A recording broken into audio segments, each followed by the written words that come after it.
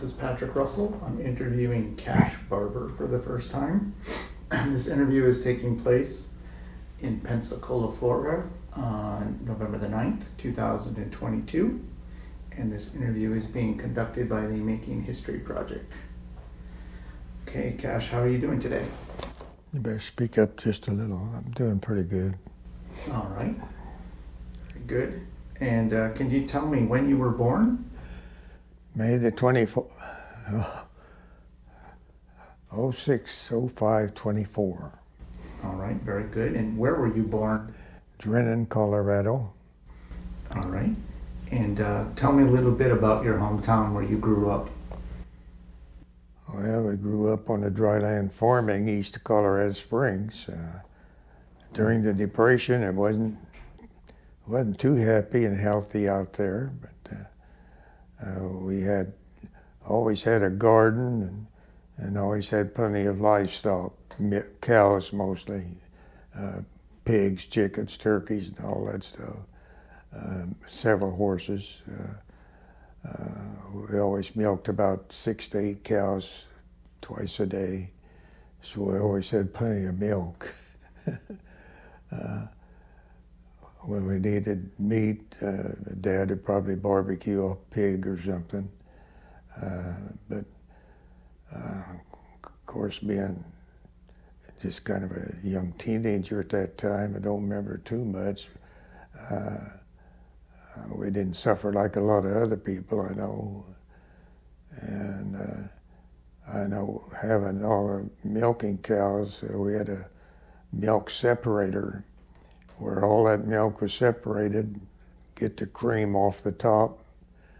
So we always had buckets of fresh cream we traded for something we needed. Or we was always making butter, trading butter for something we needed during that time frame. And how big was your hometown? Pardon? How big was your hometown? Not even a wide place in the road. Okay. And how about your family? How big was your family? Well, we had seven kids, 6 boys and 1 girl. I was the 5th boy. Wow, big family. And growing up, did you do any sports or have any hobbies? No, just doing my chores. All right, so the farm kept you busy. Yeah, very definitely. There's always something to do. All right, and what about school? Did you graduate from high school? Yeah, and then shortly thereafter joined the Navy to keep getting drafted. Okay, and did you play any sports in high school? No, we didn't have any sports. All right, too small for school. Not enough kids and not enough sports in that area. Okay, so you mentioned you joined the Navy. When was that? May the 24th, 1941, before the war started. All right, and why did you join the Navy? Keep them getting drafted. So Navy was your first choice? Oh, only choice. Okay, and why was that? Why did you want to go to the Navy? Well, because I knew aviation was wide open in the Navy at that time, and that's what I wanted. And no problem at all. That's right where I went. Went to boot camp, and they siphoned us, about 30 of us off for the aviation phase, and away we went. All right, so you always knew you wanted to fly? Pardon? You always knew that you wanted to fly? Well, I knew I wanted to get in aviation at least, because I was pretty much a good mech at that time, being from a farm. So I knew I'd fit right in. Okay. And where was boot camp for you? Pardon? Where was boot camp? San Diego. All right, and how was that for you? Excellent. I went in weighing 119 pounds, came out weighing 135. I enjoyed every minute of it. Good food, good exercise, clean sheets, the whole bit. Okay. And did other family members serve in the military? Yeah, all my brothers, all 6 of us served in the military. Okay. 5 of us during World War II. All right, and did they all go in the Navy as well? No, they all got drafted. 2 of them wound up in Europe, 2 in the Pacific, 3 in the Pacific, I guess it was. But we all survived the war. Then my younger brother, which was 12 years younger than I, got involved in the Korean campaign. And so all 6 of us served in the military. Okay. And so your father was a farmer? Yeah. All right, and your mother helped out on the farm as well? Yeah, she was a trooper. Seemed like every place we lived, we had that old cast iron stove. Had to have wood to heat stuff up, and that was a big problem. Being able to find enough wood around to make a fire when we needed it. But she had a tough time taking care of 7 of us.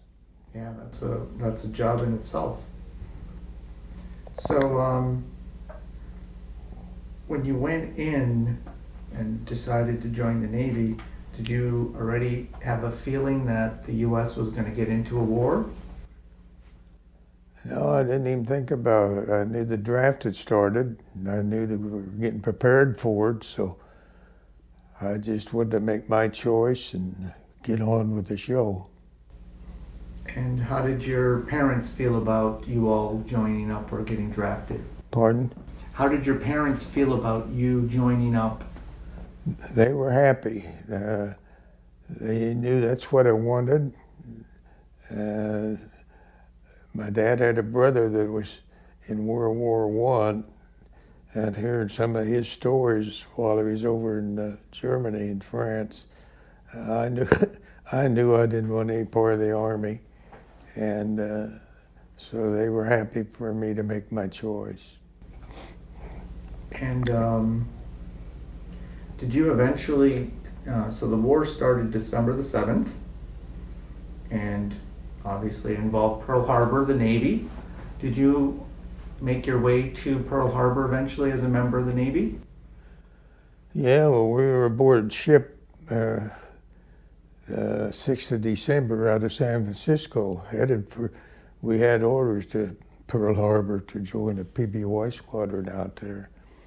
And when the war started, we was on a cargo. 30 of us went through Aviation Machinist Mate School in Alameda.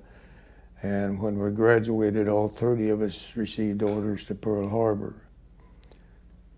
So they put us on this cargo ship, and all cargo ships at that time had deck guns on them because of the submarine.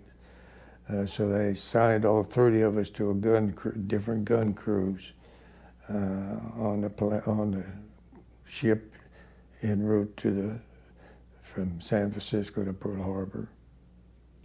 What was your specialty? Oh, aviation machinist mate. Okay, and what did that entail? What did you do? Well, curtail being a mechanic on an aircraft, particularly on the engines.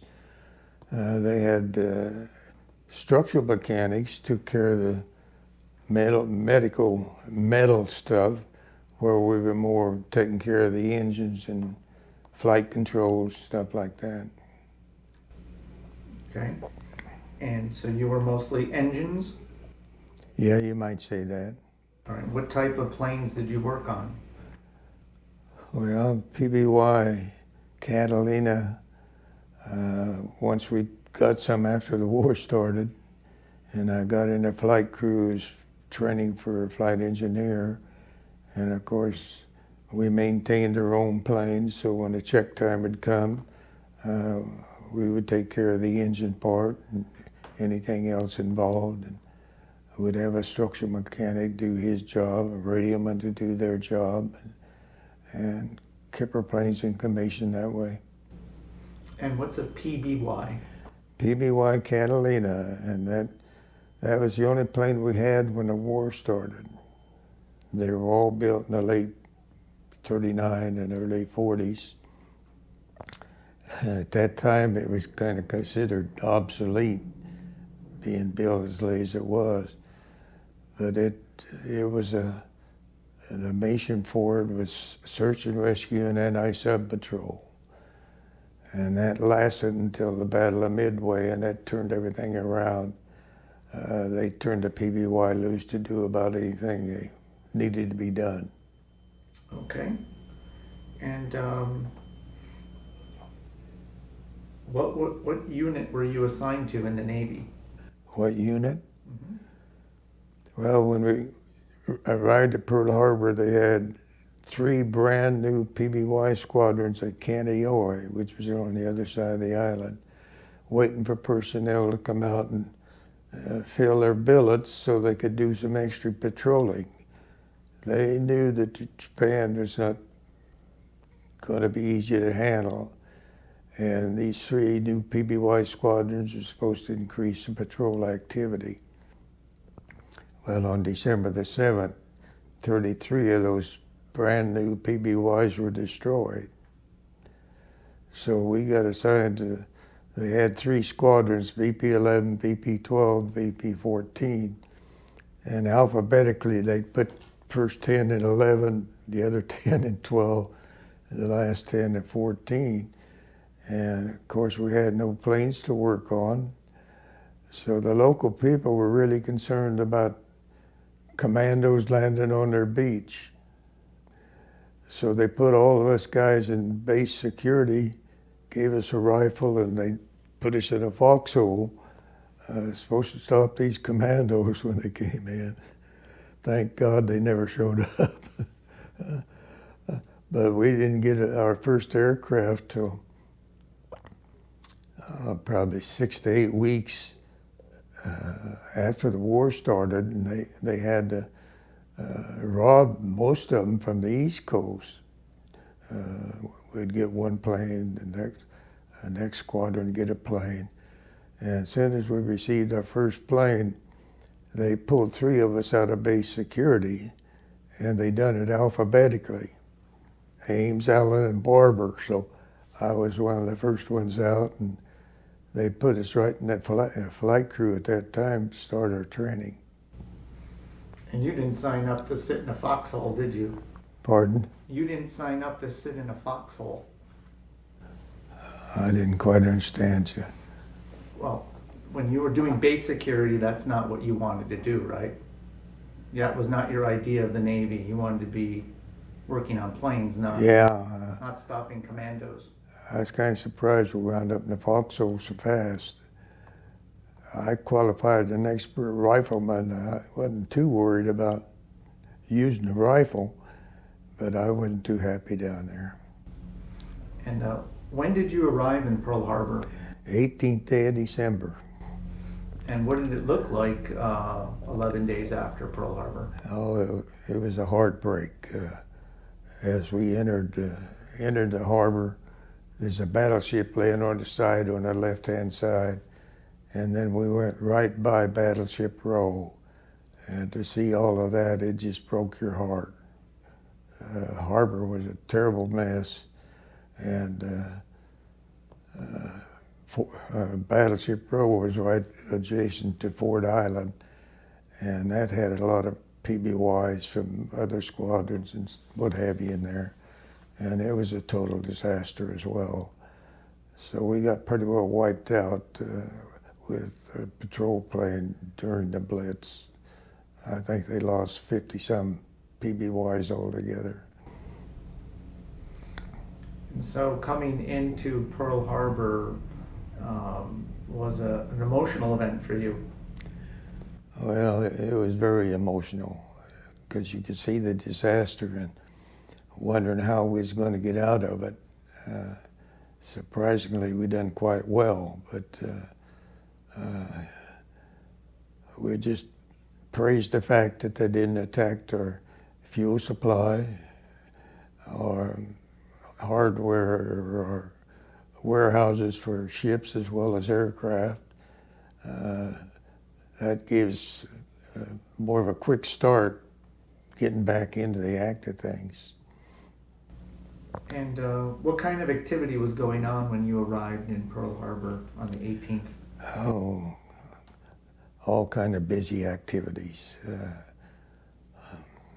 It's really hard to explain. Everybody was uptight about it, and just trying to regroup in case they came back before we was ready.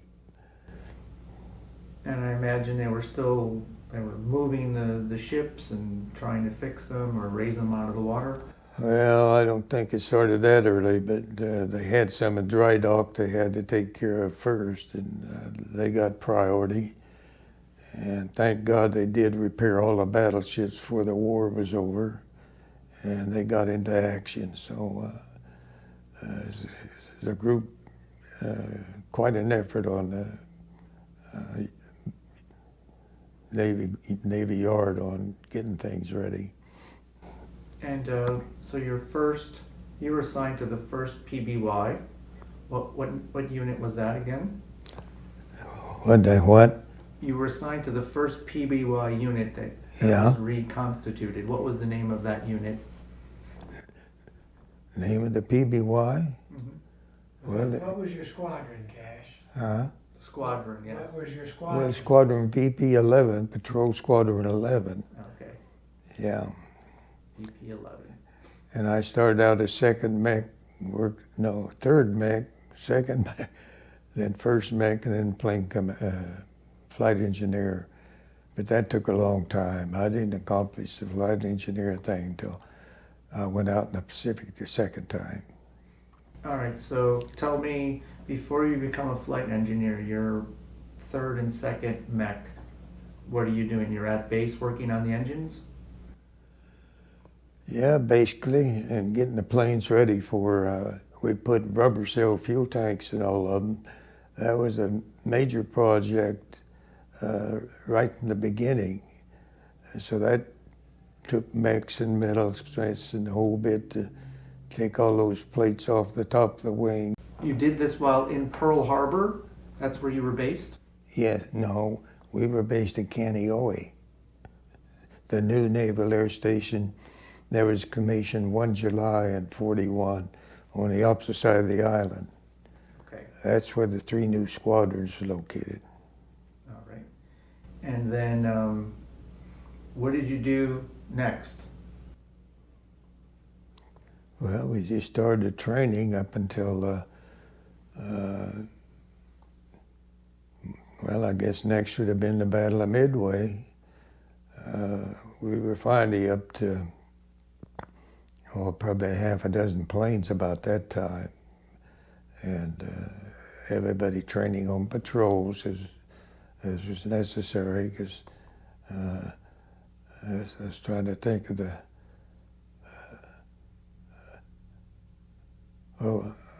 well, you knew we broke their code and knew that they had a task force headed for Midway. Well, all the PBYs available flew to Midway and was patrolling out of there. And thank God for the one crew that where the pilot made a great decision. He got to the end of his sector and asked his navigator and flight engineer to evaluate how much fuel he had left to see if he could increase his patrol time. And they came back with an answer, said you have 30 more minutes to patrol before you have to turn around. Well, it was during that 30-minute period that he spotted that task force.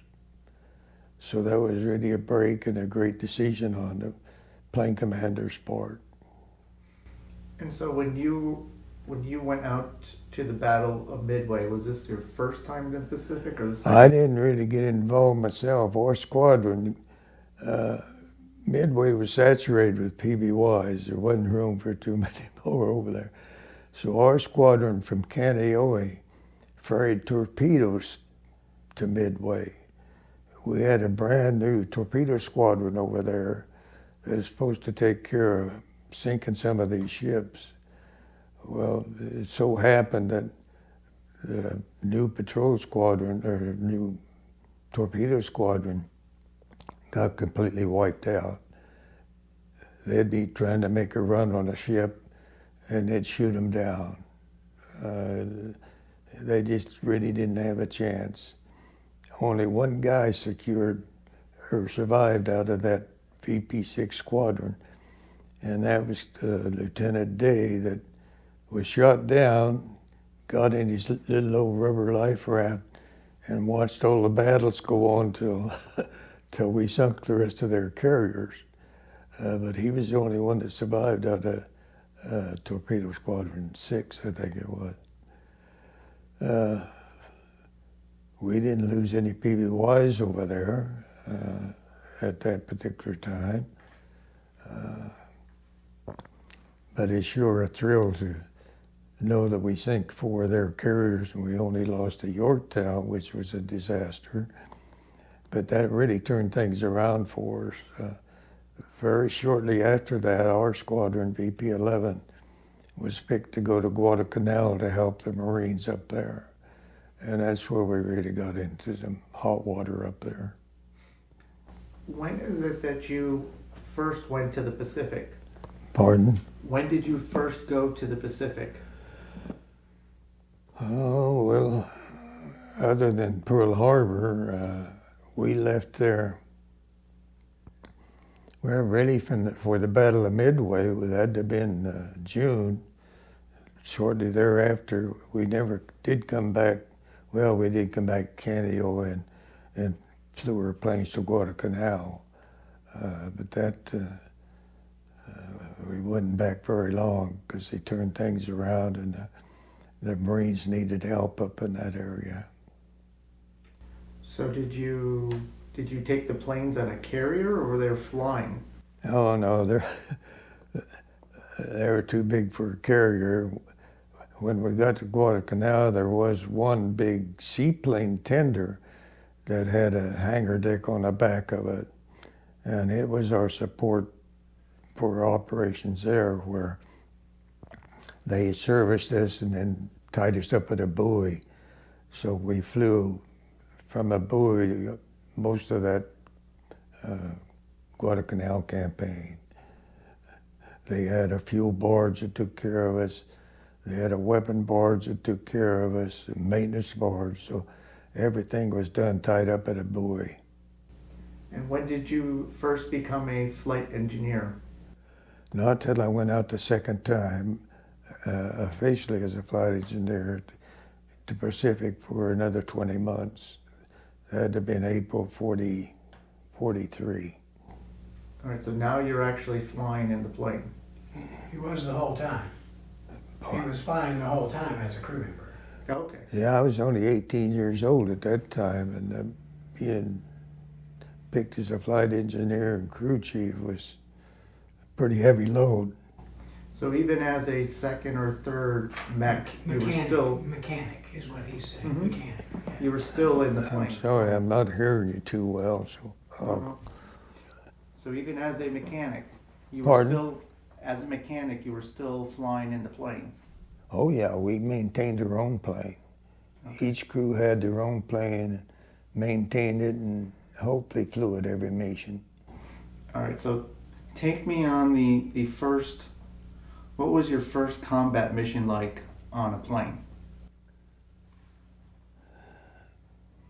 Well, it had been out of Guadalcanal.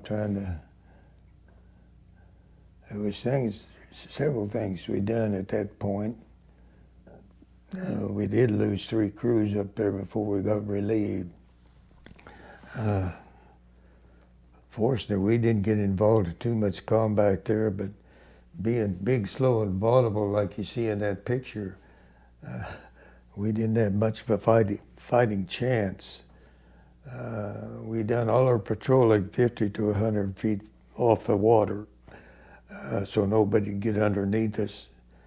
And there was several times, not there, but later on when we was in New Guinea, we were flying close to the water, paid dividends, because the enemy planes are always up several thousand feet looking for victims down below. And there was a couple times where the guy dived on one of the PBYs, didn't realize we were pretty close to the surface ourselves, and flew right into the water. Didn't pull out quick enough. So So there's a couple breaks with that happening for a couple of the crews. So how is the PBY armed? Oh yeah, as much as it could be. So tell me We about had it. 250 caliber machine guns in the blister, port and starboard. We had twin 30 machine guns in the bow, and we had a 130 caliber out the tail hatch area of the PBY. And then we carried two 500-pound bombs on each wing, and in case a special mission would have a torpedo on one side, two bombs on the other. All right, and your missions typically were against ships? Well, anything we could find. Each plane, 3 planes a day, flew a different sector. So whatever came up in that sector. Were you primarily looking for submarines? Well, probably looking for small convoys or convoys mostly. Never did have much sub-activity in during those flights that I remember at all. We did later on in New Guinea, which was almost a year later, but in that area, Japan got kind of smart on us. They put floats on their Zero fighter aircraft and then used it for an advanced scout. And one of our probably first couple of weeks out of Guadalcanal, this crew went out, and it's early in the morning. They sent a message that they'd being attacked by a Japanese float plane, fighter float plane, and we never heard from them anymore. So we went out looking for some debris or something the next morning in that sector and didn't find a thing. So we didn't know what happened to that crew until the war was over. The destroyer actually shot them down, then picked the crew up, took them prisoner of war. And one of my buddies, I mentioned the name Ames, that we got pulled out for, he was on that flight crew and he was starved to death in the prisoner of war camp. So there was a thing, the Japanese would not release POW names. So those families didn't know that their kids were still alive. They were still listed as killed or missing in action. So they didn't know that till they walked out of the POW camp when the war was over. So that was one of our sad affairs, losing that one crew. And when you are flying, what role are you assuming inside the plane? What are you doing? Pardon? When you're flying in the plane, what is your role? What are you doing?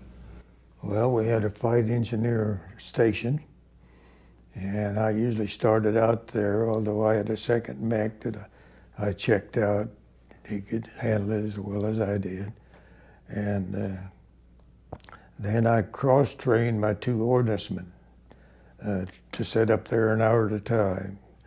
I had a clipboard where we had to write the engine readings down every hour.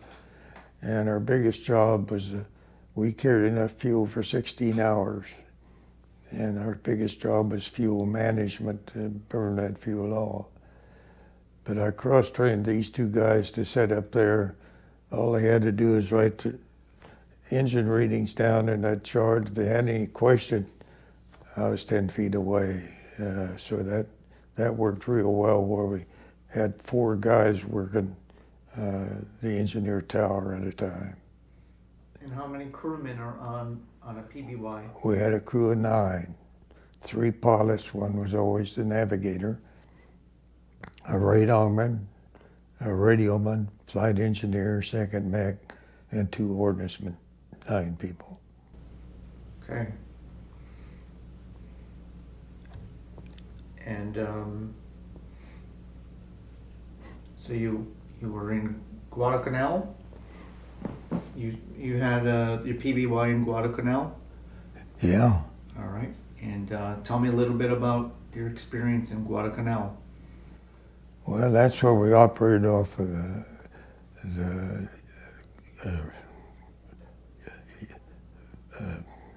seaplane tender, the Curtis, where it had a flight hangar deck on the back of it.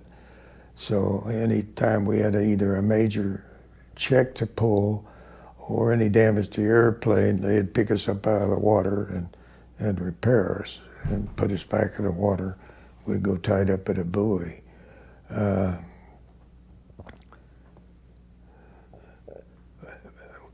Was always moving forward at that time. Every time there'd be an island big enough to set up a tent city by the CBs, we'd move forward.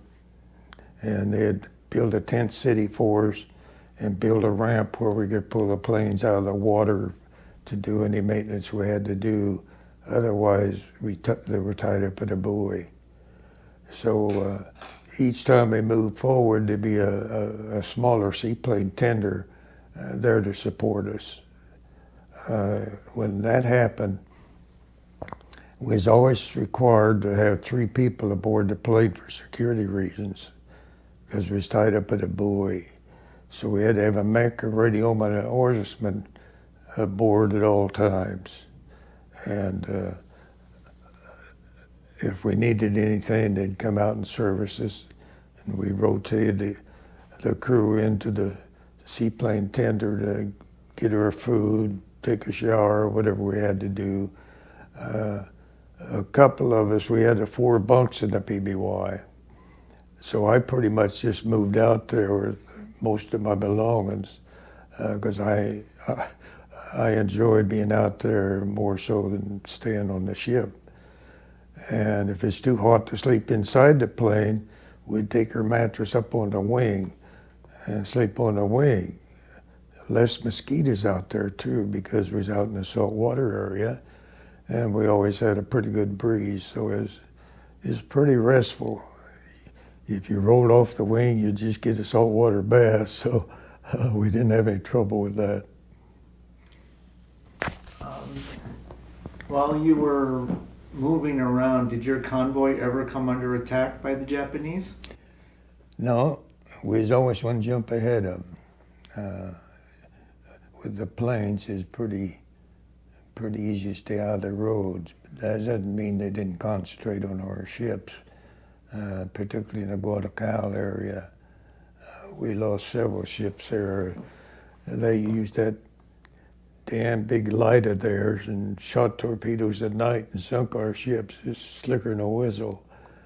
They had terrific torpedoes where our poor submarines fought for months to get anything that worked for them. Really just discouraged for our submarines the way they had to fight that situation. And after Guadalcanal, where did you go? Well, we finally got relieved there on end of December of 1942. Got on the President line, one of the old ones, can't think of the name of it right now, and they took the whole squadron straight to San Diego. 20 days later, we made it all the way to San Diego.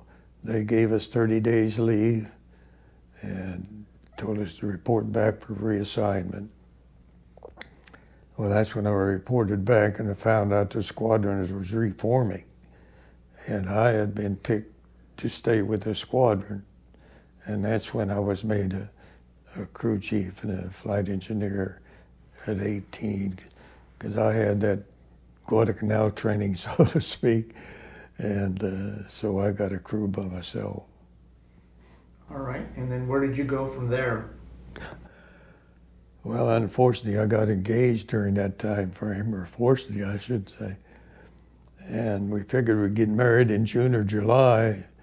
Well, come April, they sent our squadron right back out to the Pacific. This time they painted us, we flew into Australia, actually, and they painted our planes black. And that's why they called us the Black Cats. And what a change in operation that was for us, where we started flying at night. Everything was blacked out. We had good British radar, and we could pick up ship at 50, 60 miles away, home in on it, and we could see their beautiful wake in the water, but they couldn't see us. What a picnic we started to have. It was our first action when we had a contact was send out a contact report. By the time the radioman got that report out over the air, our crews were lined up with a gliding bomb attack on that big, beautiful wake in the water. It couldn't have been a better target. And that's where we got credit for sinking over 100,000 tons of enemy shipping, all at night. They knew we were back there, but they couldn't do a heck of a lot about it because they couldn't see us. But they'd always shoot a few puffs, hoping they was pretty lucky, but we didn't lose a plane in that operation. We done more of that on it. Well, we done all of it on that tour out, but a lot of that happened out of the New Guinea area. Okay. And how long were you in that area in New Guinea? Well, it seems like we rotated about every 2 months, if I remember right. They had about 4 or 5 PBY squadrons out there. So we'd rotate from combat out to Western Australia and patrol the Indian Ocean while one of those squadrons would come back and take our place. So between the 5 squadrons, probably about every 2 months, there'd be a break where we'd go to Perth and fly. They had 3 advanced bases up the west coast of Perth, clear up to the Java Sea area. So we'd always be patrolling out of those advanced bases. But that's where we got our break for each squadron. There's a couple of months in combat, 6 weeks or so in Australia, and come back, and another squadron to go. Where were you based in Australia? Out of Perth, Australia. All right. But they had 3 advances up the western coast. We had a cruiser actually all the time. And so the Black Cats were operating at night? Oh. And you were searching for what? These are cargo ships with supplies, troop carriers? Anything we could pick up on the radar. Okay. And that's where we were getting dividends. We had nobody out there harassing us at night because they couldn't see us. We had, of course, one of our crews sunk as a cargo submarine cargo ship. You know, it was on the surface at night recharging its batteries. And of course, they didn't have any lights on, but one of our crews picked it up by radar and got credit for sinking. Unfortunately, it wasn't, well, let me tell you about that crew. We always had a standby aircraft, and our main thing was radar. Well, this crew took off, and they couldn't get the radar up. So they came back, and my plane happened to be standby plane that night. So they took our plane, and we moved over to theirs. Well, in sinking this submarine, one of the bombs went off on contact. The concussion came up, blew the tail section of PBY off, and the crew fought like hell to get it down in the water and get out of it. But they got out in 2 life rafts and all the emergency stuff, and started pedaling for the south area, far away from there as they could get. Well, 3 days later, they were picked up by an Air Force Catalina, Catalina 5 was the amphib type aircraft. They were operating off a land base there somewhere. But so I had a picture of my fiance hanging on the nav table in that aircraft. And a plane commander was a great guy. He was my second pilot when we went out from San Diego, and then he got a crew.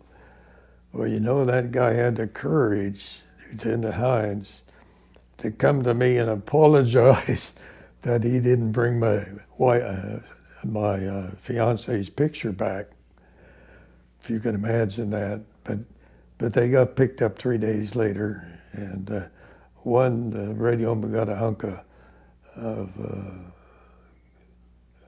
iron in his butt from the blast.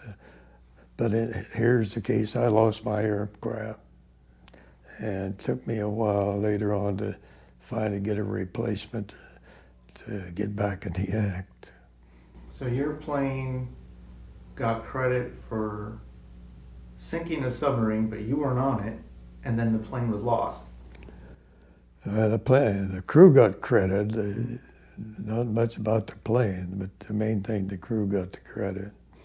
But they ended up destroying your But plane. I'd been living aboard our plane, as I mentioned earlier, so just about everything I had was gone. I had to get clothing reissued from the ship's supply force and so forth. All right, and then tell me about I believe that you had to go out and do some rescuing of some commandos. Was there Oh yeah, that was in a later activity. That was out of New Guinea. The Japs didn't want to lose New Guinea at all because that was a stepping stone to Australia. But the Allies finally secured the southern section of New Guinea, and we were camped at what's that place we was at? Port Moresby. Port Moresby. We had our tent city there, operating out of Port Moresby. We were doing night operations, Black Cats, and the Australian commandos were still fighting the Japanese in northern New Guinea. And when they needed supplies, we dropped supplies to them. Well, finally they got to the point that they need to be relocated. The Japs were harassing them too much at that point. So our squadron got the commitment to go in there and get them out. 132 of them and 2,500 pounds of their equipment. PBY has a wingspan of 104 feet, and the Seebeek River runs right east and west across the center of New Guinea. On the north side of that was a combat area. So to get those people out of there, we went in with a skeleton crew of only 5 people and no ordnance. Had to take everything out because it's going to be a weight factor. And it took us 19 individual trips over a 5-day period to get those 132 people out of there, and then started loading these commandos. When I got our plane loaded, I had 13 commandos standing in the nav compartment side by side, and I had 12 standing in a galley compartment side, hanging on. We had to keep them forward as far as we could get them until we got airborne. And we had some of their equipment back in next to the gun compartment. But our main concern originally was getting away from that being stuck in the beach with the nose of the PBY. Well, the river was active enough that it kept us moving while we was loading. And then as soon as we started the engines and the pilots jockeyed the throttles, we waddled right off the beach out in the middle of the river and done our pre-flight. Then our only concern was debris coming down the river as we was going up to get airborne. But each plane took out 25 commandos, and there's 5 of us. So 30 people in each plane. But it took 5 days and 19 trips in there to get them out. And they had a Australian base in southern New Guinea they were all happy to get down in that area. Yeah. So after New Guinea, where did you go? Well, we operate basically from that one place in New Guinea. We started flying 3 night flights into the Philippines, getting ready for the Battle of Leyte Gulf. That went on probably 6 weeks, 2 months. But unfortunately, on September the 15th, one of our crews didn't come back. We still don't know what happened to them. They didn't send out a report, so they're just listed still missing as action. And that's where my beer story comes in. Have you? Beer? Beer, B-E-R, beer. Okay, You're interested in hearing that? for sure. Well, I'll give you a little background why this all happened. But our skipper at that time, losing the plane and the crew, he was terribly upset because he wanted to maintain a 12-plane squadron. He had enough personnel to form a new crew, but now he needed a replacement PBY. Well, the search was on. About 10 days later, a replacement PBY was located in Manus Island, which is on the eastern side of the New Guinea area. So Ops got busy and picked a crew to go over and pick up that replacement aircraft. Well, I was picked as a flight engineer, 2 junior pilots. They gave me a second mech and a radioman, 5 of us. Well, they ferried us over to Manus Island. The minute we got there, everybody we talked to, the first thing they had to say was, "We are now in R&R Island and you can buy all the beer you want." Well, we thought, okay, why don't the 5 of us pool our money and buy enough beer to take back to the squad? Well, if you can imagine, 2 lieutenants and 3 enlisted guys, all we could muster was $29 between us. So anyhow, the day that we were inspecting the plane, the pilots came down and checked off their items, and then they went down to check this beer situation out. Well, they never did come back, but 3 o'clock that afternoon, a big old Navy truck with 3 husky sailors in it pulled up to my port blister and said, "We're here to help you load 200 cases of beer." I thought, my God, where am I going to put 200 cases of beer in the bilges of a PBY? I knew it was going to be a challenge, and I knew I had to start as far forward as possible. Well, we started in the nav compartment, and if you ever looked in the bilges of a PBY, there wasn't much room for any cases of beer down there. So we wasn't making a dime to start with, and finally, there's a catwalk that runs from the back of the pilots clear back to the 50 caliber machine guns. So I started stacking cases of beer 3 high in that catwalk and then building against it all the way back to the 50 caliber machine guns. Well, back at the back crew compartment, we had 4 canvas bunks, 2 on each side of the plane. So we finally finished the 200 cases of beer by loading those 4 canvas bunks down. Well, after I tucked in the last case, I leaned against the other bunk and I thought, my God, did our pilots get in some kind of a crap game and win enough money to buy 200 cases of beer?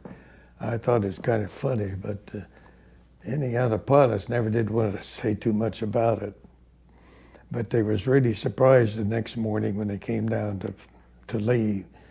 They had to crawl across cases of beer to get to the cockpit. So I finally got Lieutenant Nelson's attention. I said, "Sir, I'm concerned about the weight and balance of this aircraft the way I had to load it. Do you have any concerns?" And he kind of mumbled, Well, I did review your loading as I crawled to the cockpit, but then he turned around and put his finger in my chest, but he said, we have something going for us. I said, yes, sir. He said, yeah, we're flying a seaplane.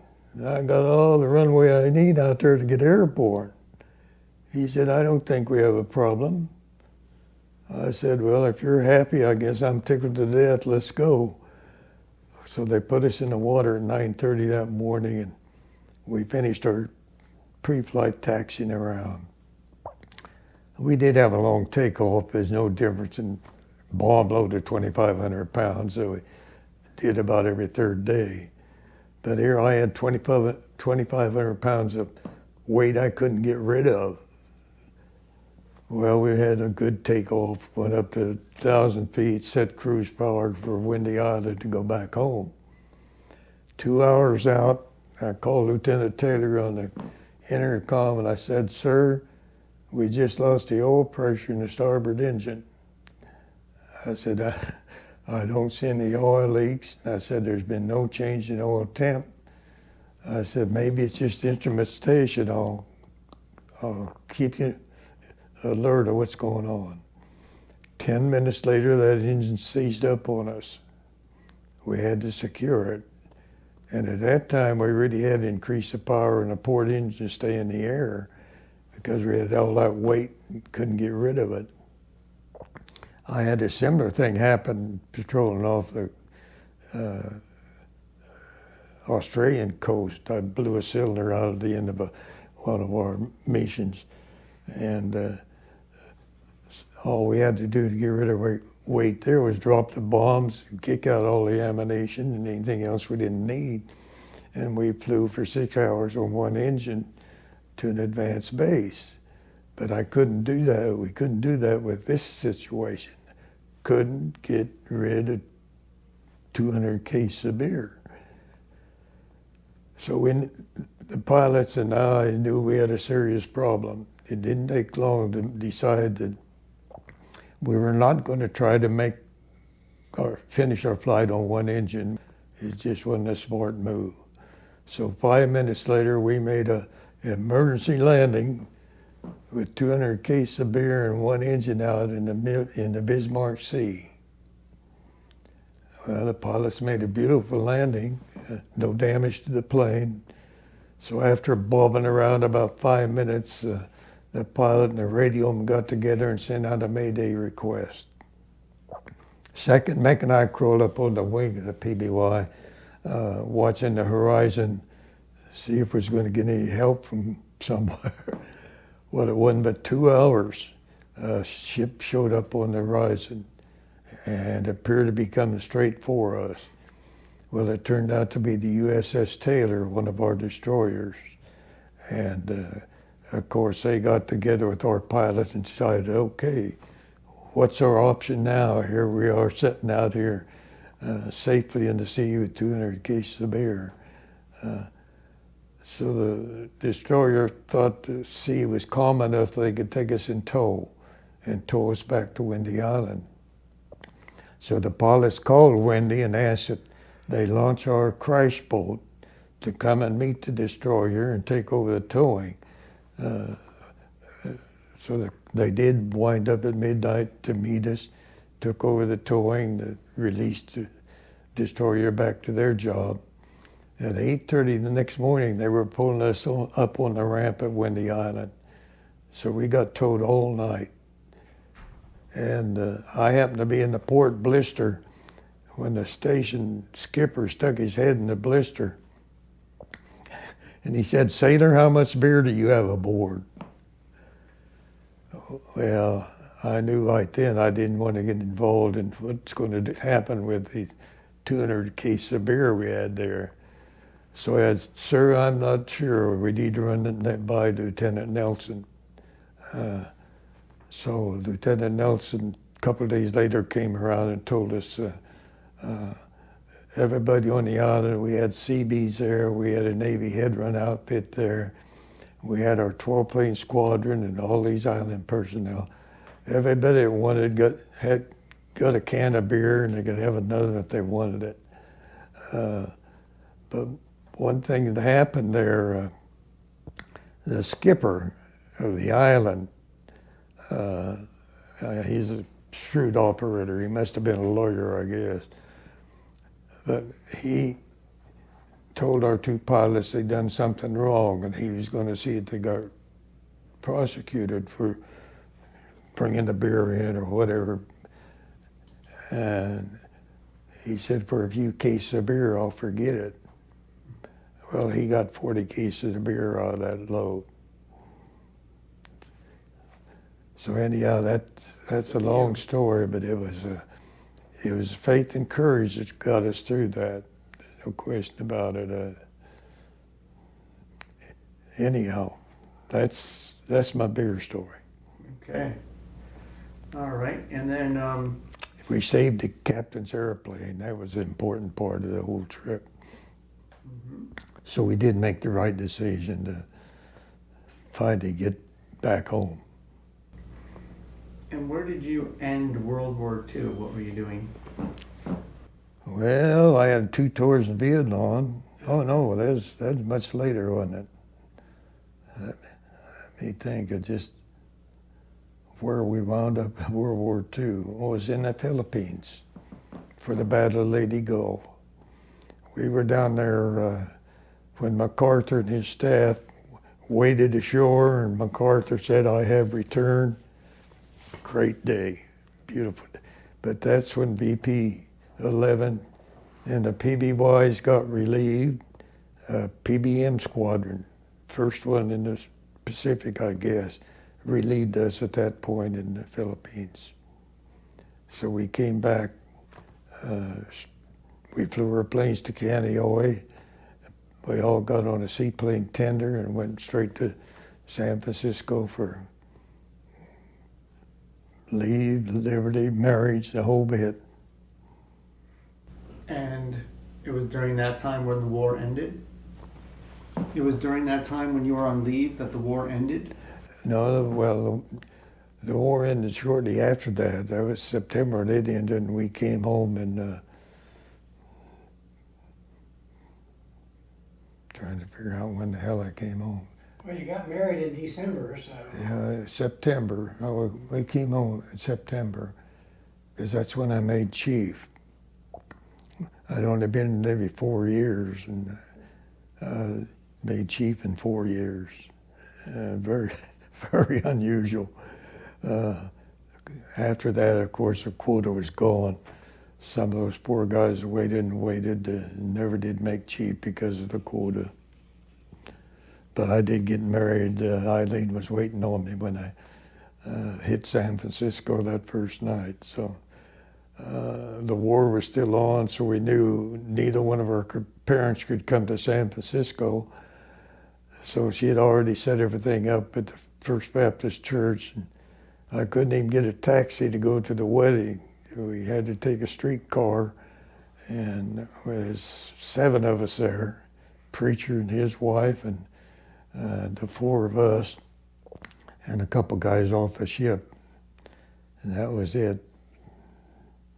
We got it over with, and we'd waited 20 months for that, so I had a long engagement. Mm-hmm. Yeah. And so what were your total years in the Navy? Total what? Total years.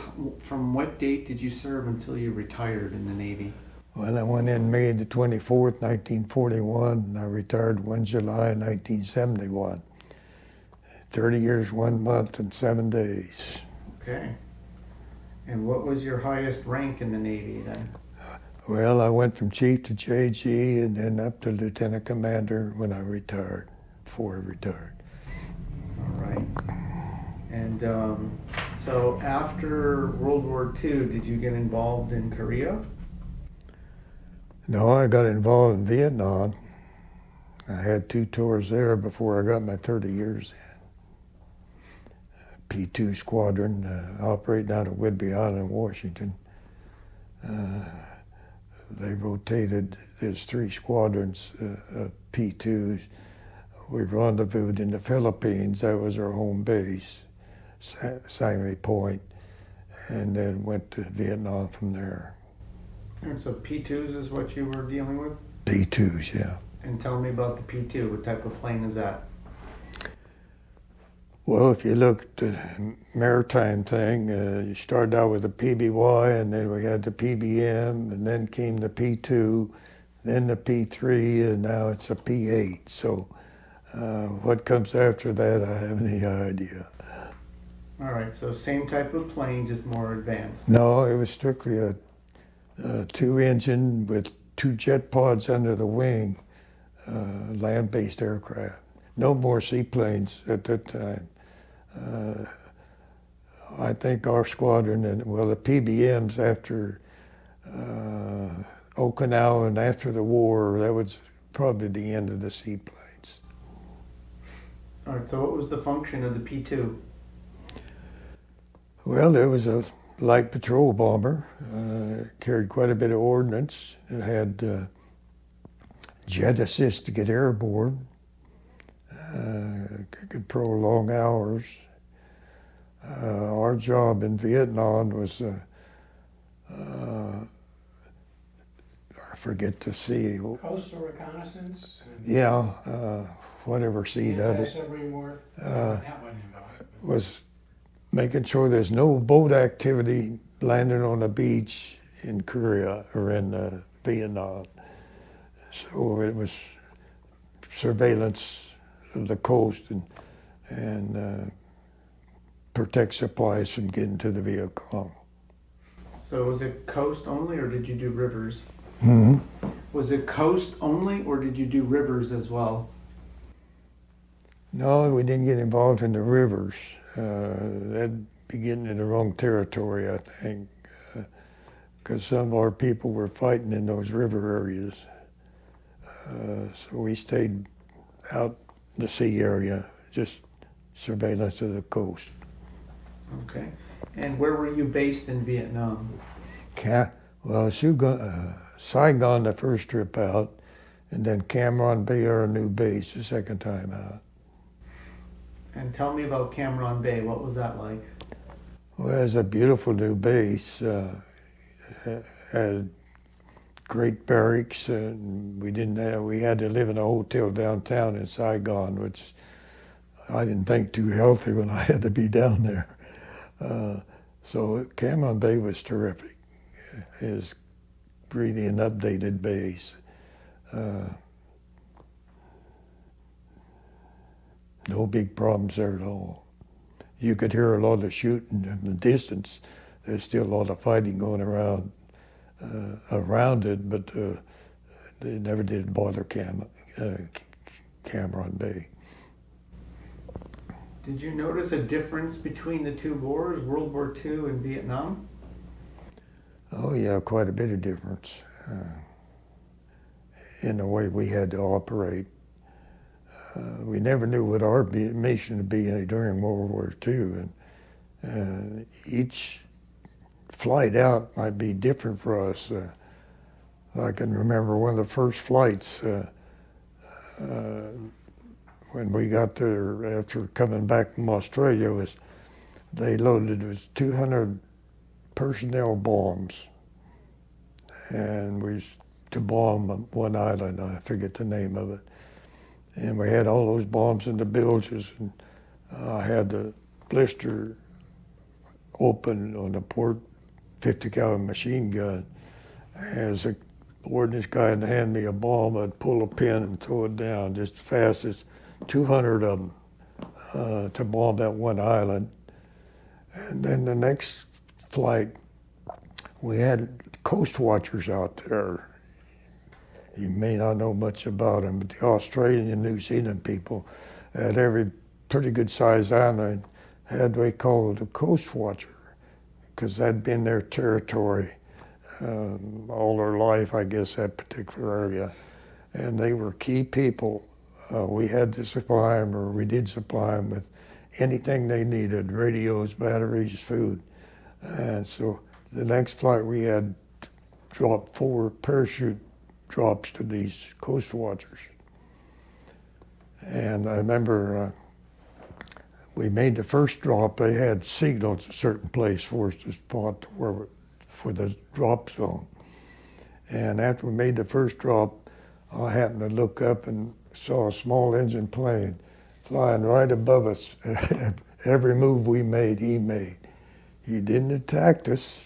He was just scouting us because we knew that the next day those poor coast watchers were going to get taken care of, getting run up the island again. So the second, we went ahead and dropped the second one, and then went ahead and dropped the other three, and never got harassed or anything. But we made those 4 drops that night. Very important time for getting supplies to those people. Mm-hmm. And then, so that was, the Coast Watchers was World War II though, right? That was what? The Coast Watchers was World War II? Were they what? The Coast Watchers, was that World War II? Oh yeah. Okay. And they were terrific people, because if they'd see a flight of aircraft going somewhere, they'd get a hold of our people in Guadalcanal, for instance. You got a flight of planes coming here, so they'd be ready for them when they got to Guadalcanal. Or if they'd see some ships going by, they'd notify our Navy. Very, very important operators. So we had to take care of them. And what was another difference you noticed between World War II and Vietnam? What was different about Vietnam? Well, quite a bit different for me, because I was a maintenance officer type then. I wasn't doing any flying at all.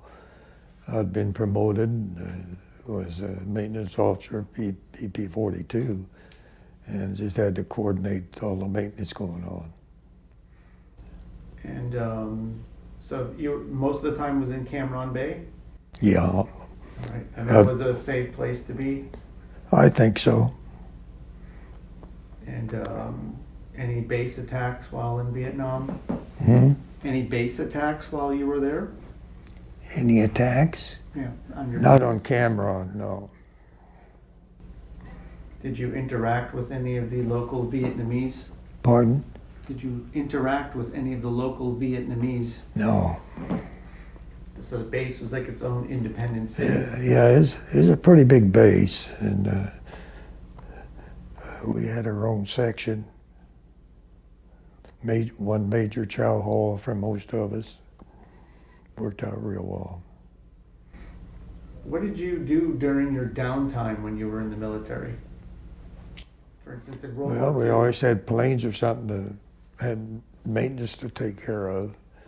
So it was a constant cycle of keeping them in commission. I had a ground crew as well as the flight crews. When they weren't flying, they helped with the maintenance, but they had a pretty good flight schedule. When you weren't working, what did you do? Pardon? When you weren't working, what did you do? Well, I don't remember doing much of anything. I remember we played a lot of volleyball for the crews that were resting. That was about the only activity we had. We big deal the refrigerator when we went over there, so we had a refrigerator in our compound, and we kept it full of beer. That was our treat for alcohol, I guess. Everybody chipped in they wanted the beer, and we kept it pretty well supplied. Were you involved in the Berlin airlift? Sure was. Tell me about that. Well, I'll tell you, that was one of the greatest undertakings that you can imagine. You know, the Soviets closed our sector in Western Berlin, wouldn't let any supplies go in. And instead of Truman going to war with Russia, I guess he figured, well, this word came up on an airlift and he supported it. So the Air Force got busy and and set it up, but they didn't have enough 4-engine airframes to do the job they wanted to do. And that's the reason they invited 2 Navy squadrons over there. So the Navy pulled a squadron out of Guam, they pulled a squadron out of Honolulu, and sent them to Germany. The Air Force had 2 wings over there. So they put a Navy squadron in each wing. And the Navy hit the ground running. It wasn't but a few hours after a Navy plane was on the ground that it had a load of coal flying into Berlin. That's all we flew was 10 ton of coal each flight. And the Air Force put out what they called a how goes it list in the paper every day.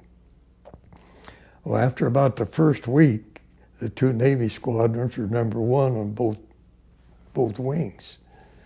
And it got kind of embarrassing to the Air Force, so it wasn't long before they decided that was classified information. They wasn't going to put it out anymore. So several things happened that they just did not want to give the Navy any credit for anything over there.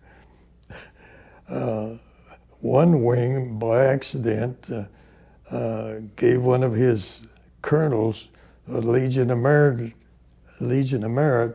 for being the best squadron in his wing.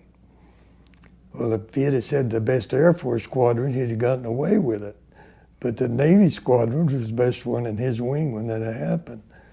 And when the Navy got a hold of that, I guess you know the skipper of the Navy squadron got a Legion of Merit. They didn't mess around. But a lot of that happened. The funniest thing, the Air Force wanted to put on a newsreel skit of the airlift. So they went to Tempelhof to set this up. And they have a whole bunch of, what do they call the active, I can't think of the name of the officers anyhow. Public affairs? Huh? Public affairs? Public affairs officer. Air Force had a slew of them. So they, at Tempelhof, they had the buildings that went around kind of a horseshoe. And this crew got up there setting up all their camera gear and everything. So they were going to shoot the next plane that landed and make this newsreel. Well, guess what? The next plane that landed was a Navy plane. We had big numbers on our plane where you could identify them. So the guys down below hollered up, "Don't shoot, that's a Navy plane." So some more of this PR stuff that they just did not any time want to give the Navy any credit. So we just beat their pants off the whole 9 months we was over there. And what type of a plane were you in? Pardon? What type of a plane were you in at that time? C-54, 4-engine transport. And hauling nothing but coal. Pardon? Hauling nothing but coal. All we hauled was coal. Some of the 2-engine planes from closer bases hauled food items and, you know, that kind of stuff. But ours was strictly coal. Were you escorted with fighters? Pardon? Were you escorted with fighters? No, but we were warned when they started that Russians said they was going to shoot us down because we had to fly right over their entrance to their sector to get to the American sector, that they never fired a shot at us. Thank God. That just had to start another war for sure. But if you can imagine, every 3 minutes for 9 months, a plane took off in that airlift. The greatest humanitarian thing that ever happened. We had millions of Americans in many Germans in the American sector that they tried to starve to death or freeze out. And we did what we could to save them.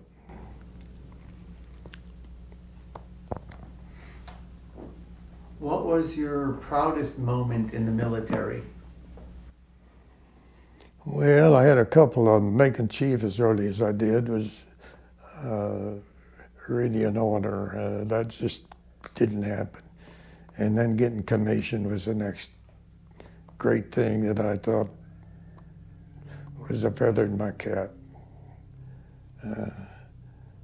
the Navy was just short on junior officers, and they took a bunch of chiefs and commissioned us, and so I had 10 years of commission time. And when did that take place? May of '61. So this is before Vietnam. Yeah, I had 20 years in at that time, was going to retire as a chief. And then this program came up, and my boss insisted I put in for it, but I was going to retire as a chief at that time. So I canceled everything and took, the commission came with a set of orders, so I knew where I was going when I got commissioned. So I had a 3-year tour in Okinawa. And did you move your family there? Yeah, I was fortunate enough to take my family with me. And what year was that again? 61? I was 61 to 64 was out there. Did But there again, at that time, I had a great break in my career. I'd been in Okinawa my 3 years, and I was due a set of orders. And I happened to make a round the world flight in '56 with VOR-7 in support of the Suez Canal crisis. Well, I went to an electronic conference in Atsugi, Japan from Naha, Okinawa. And while I was up there, I went to the PX, and this Commander Gerdes, that was my plane commander on a round the world flight, we got together and started chatting. He said, "Aren't you about due for a set of orders?" I said, "Yeah, I sure am." He said, "How would you like to come back to the staff at Moffett?" I said, "I'd love it." We had rented our home there. A couple weeks later, I got a set of orders back to the staff at Moffett. It's hard telling where in the hell I'd have went otherwise. But I had a great 3-year tour in the staff before I left, and he felt I ought to go back there, which was really a break. And then from there is when I went to, we flew with the Air Force for 20 years. Finally, I guess we taught them enough, they figured they'd get rid of us.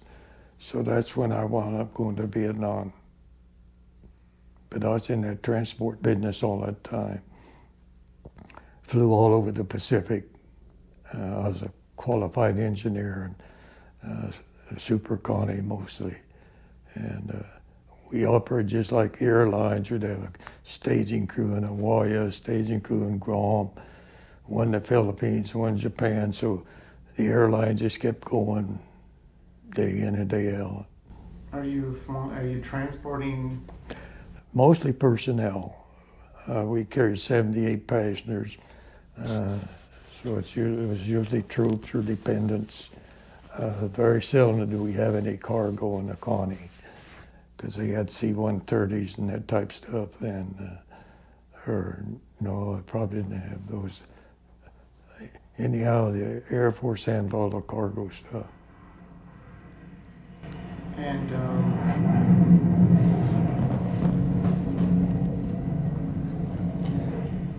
what was your most memorable story of your career? Is it the beer story? Well, that was one of them. There was a lot of faith and courage, so very definitely that was how we got out of that is it's amazing. I think that, of course, I loved that Berlin earlier from what we were accomplishing. Those poor people over there were suffering very badly, and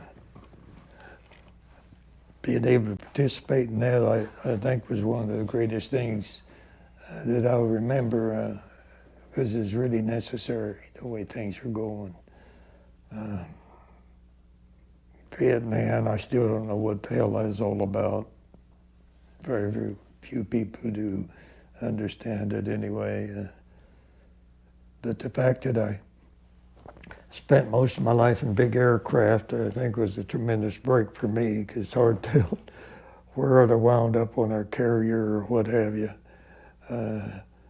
where most of my time was flying instead of being on the ground. So I just had a great career because of that. And I hear you were awarded the Distinguished Flying Cross. Yeah, the whole crew got that. I guess it's a similar thing to what the Air Force done. So many missions or so many hours. We was given just about every crew earned a DFC, and shortly about that same time, we all had aircrew wings, and then they gave the crews combat aircrew wings, and they had 3 stars, which indicated land, sea, and air combat. So it's pretty impressive. But that came out just about the tail end of our World War II activity. And so you got the combat wings as Yeah. well? With the 3 stars? Yeah, What was the land portion of that? bombing and strafing mostly, particularly in the Guadalcanal area where they was using a lot of barges. Many a night we'd strafe barges where there's no bigger things around. But they really tried to save Guadalcanal by getting troops and supplies in there any way they could. And is also using cargo submarines to do a lot of that. So.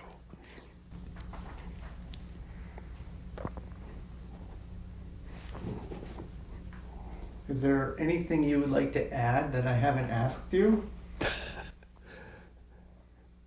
Oh God, I don't know. Let's see. Well, yeah, after my retirement, I had a job at Douglas Aircraft in California that I could go to if I wanted it. We lived next door to a commander that got killed going off a carrier in Viet Nam, and they had a flock of kids. So Eileen and I got together and thought, we can't afford to go back to California, and didn't particularly want to go back. So I suggested, why don't we just buy an RV and travel for a few years, see if we can live on our retirement. Well, that's what we did. We bought an Airstream travel trailer, moved out of Navy quarters into that. Carolyn had just been commissioned, was in Jacksonville, Florida at the time. We sent all the furniture she wanted down to her and gave away the rest of it. So moving out of Navy quarters, we didn't have to worry about a house, and both girls have been finished college is on their own. So we RV'd around the country for 10 years full time. Wow. At the right time of year. Everybody wanted to know, well, where's the best place to live? Well, what kind of weather do you like? But we had a great time. And then I got picked up by the Airstream company to do some ambassador work, so to speak. I was a pretty good mechanic, and I went through their mechanic schools.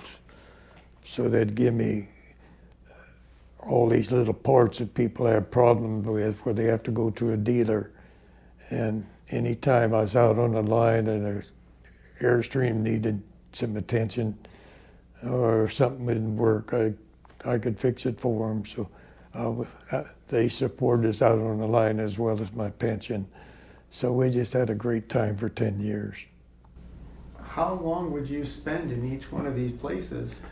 Well, it depended on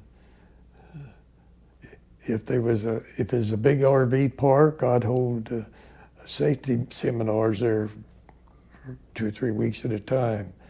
There's a lot of problems in the RV world in the early stages because everybody was a welder and they put things together not in the right sequence.